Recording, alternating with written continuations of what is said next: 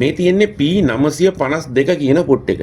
මේක තමයි සාමාන්‍යයෙන් ගොඩක් අය දැකලා තියෙන නිසා බහුලවම භාවිතා වෙන්නේ. මේකේ මේ පුට් එක පිටිපස්සේ තියෙනවනේ මේ ඇණය. ඇණය සහ ඇණයට සම්බන්ධ කරලා ස්ප්‍රින් එකක් තියෙනවා.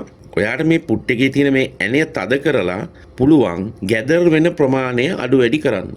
ඒ කියන්නේ ඔයා මේ ඇණය සම්පූර්ණයෙන්ම උපරිම තද කළාම මේ පුට් එකෙන් උපරිමයෙන්ම ගැදර් වෙනවා.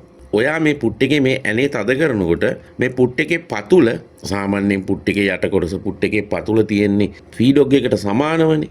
ඔයා මේ ඇණේ තද කරනකොට මේ පුට් එකේ ඉස්සරහ පැත්ත පහළට හැරෙනවා. ඒ කියන්නේ පුට් එකේ පිටිපස්ස ඉස්සෙනවා.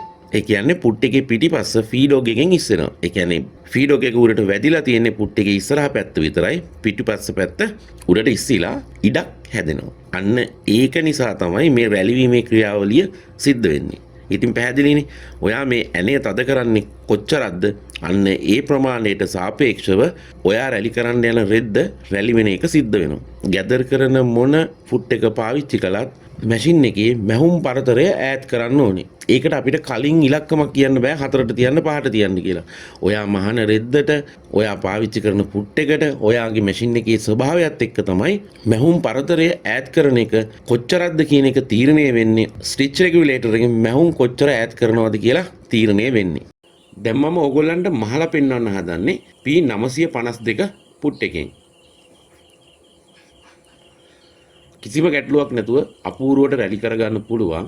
ඒ වගේම මම ඕගොල්ලන්ට මේ පුට් එකේ තියෙන තව විශේෂත්වයක් පෙන්වන්නම්.